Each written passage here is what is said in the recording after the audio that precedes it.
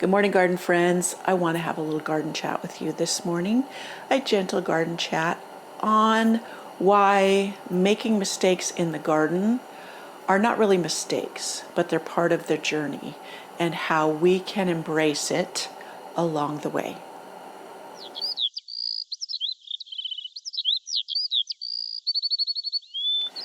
So let's call this gentle gardening wisdom. Maybe I'll do a series of these little garden chats with you where we learn from each other and just discuss how we grow with our gardens or our gardens grow with us through the seasons. Now, first of all, this is going to be a quiet place to talk about gardening as it really is.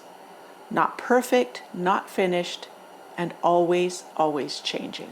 If you've ever thought to yourself, I wish I'd known this sooner, or if you've had to change your garden or plants through the seasons for whatever reason, you're not alone. Gardens don't grow in straight lines, and neither do we. Here we share what years in the garden gently teach us about patience, progress, and finding peace right where you are. So take a breath, settle in, grab you a nice mug of something to drink, and join me. Yeah, this here that I'm sipping on is a mushroom coffee. Now, I'm not affiliated, they're not sponsoring this whatsoever, but I have been impressed with it. I like it. I make it with a little bit of unsweetened cocoa and some allulose to sweeten it, so it's kind of like a mocha, and a little cream. I was recommended this by a friend when I was commenting on how I'm having to search for words. You've got the thought in mind, but you can't find the right word. And that's never happened to me before. So I was thinking it's my cognitive decline as I'm maturing. And she said this would help. And there is some mushrooms in it for your cognitive ability. So they say the real result that you will notice is after a month of drinking it. So I've been drinking it about 2 weeks. So we'll see. We'll see if it helps me with that, and I'll let you know. So, all right, let's get on with our garden chat. You know, many times what we call garden mistakes are really just part of the journey. We look at the beds we had to redo. We look at the plants that died, or think of the plants that died on us, and they should have thrived in our zone. And often I put this in my videos because the zones are really much overrated in many garden videos, and people who are new to gardening tend to think that that's the answer for many things. Like if somebody in a zone 6 can grow it, they can grow it, and that's not accurate. I'll put a link to the video below about zones and what they actually do tell you. I just don't want you to be misled or led down the garden path, so to speak, thinking that the garden zones are the answer that you are looking for about when you can plant and all of that sort of things. So please do go view that if you're new and don't know that much about zones, but you hear it often related. I am a zone 8B, but I have a very short growing season, and there's things that other gardeners in zone 8 can grow that I cannot grow. So that's just an example of what I'm talking about. So I'm gently challenging the idea that the things that didn't work for you in your garden were mistakes. Because redoing your garden is not failure. It is actually progress. When we started gardening, we didn't know our soil. We didn't know the amount of sunlight during the seasons that we got. And we didn't know what plants would thrive for us. And all of that comes with the gardening journey, meaning over time we learn what our gardens want from us or what they teach us. The only way to learn those things is to live with your garden. Every change you make is information, every plant you move is knowledge earned, and every bed you rethink is experience taking roots. Gardens are not meant to be done. And I think a lot of gardeners, especially the thoughtful ones, sometimes feel guilty when they have to rethink a bed, an area, or a good portion of your garden. We tell ourselves, I should have planned better. I shouldn't have wasted the money on that plant. Or I shouldn't have moved that plant again, which I'm guilty of that in many ways, or many times. Because when a plant won't perform for me, especially when I paid a good portion of money for, I think I will move it. I'm trying to get it to thrive for me. And I will give you an example. The Bobo hydrangeas I planted in front of my front porch, I really wanted those to thrive there. And they just didn't. They didn't fill out. They didn't bloom well. Despite all the glowing reviews online and other gardeners had such success with them, it just didn't work in my garden. So I moved them once to another area that got more sun, thinking that was the problem. They still faltered. I gave them plenty of time, but then I dug them up. One died on me completely. I bought 3.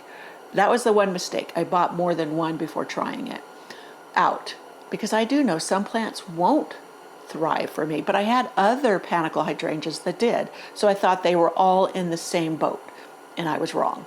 So now I have the 2 that are left in a container, and they still are just kind of paltry. They're not the big, beautiful plants that everyone else gets from that one. And that's just a lesson I learned. And I will, and at times I feel guilty about spending the money, because each one, because I bought them in a large size, was like $32. So you can see how that added up to almost $100 that I could have spent. I could have bought, so many seeds for that, and for things I know that do beautifully in my garden. So for me, I wasted it. So now I'm telling myself, don't feel guilty. It was an error that I learned from. Here's the truth. You cannot plan your way into wisdom. You have to grow into it. I've remade areas of my garden more than once. Not because I failed, but because I learned. I learned how the sun actually moved. I learned how much time I really had. I learned what kind of garden brought me peace and which one felt like work. That's not a mistake. That's refinement. As we change, our bodies change, our energy levels change, our priorities change. A garden that suited you 10 years ago may not suit you now. And that doesn't mean you did anything wrong. One of the most freeing realizations I ever had was I didn't need to change with my garden. The garden needed to change with me. You are allowed to change your garden to match your life, not the other way around. Gardening isn't a test that you pass or fail. A garden is like a relationship. It evolves over time. Sometimes we need more flowers. Sometimes we need more shade. Sometimes we need fewer plants and more places to sit. And all of that is wisdom showing up. If you've ever looked at your garden and felt behind, or think you should have done something differently, or wondered why you're still changing things, I want you to hear this. You're not late. You're not failing. You are learning. Every garden you admire, you visit, you enjoy, is built on layers of change. It didn't come about instantaneously. The earlier versions just made room for what was to come. And I think of the Sissinghurst garden in England.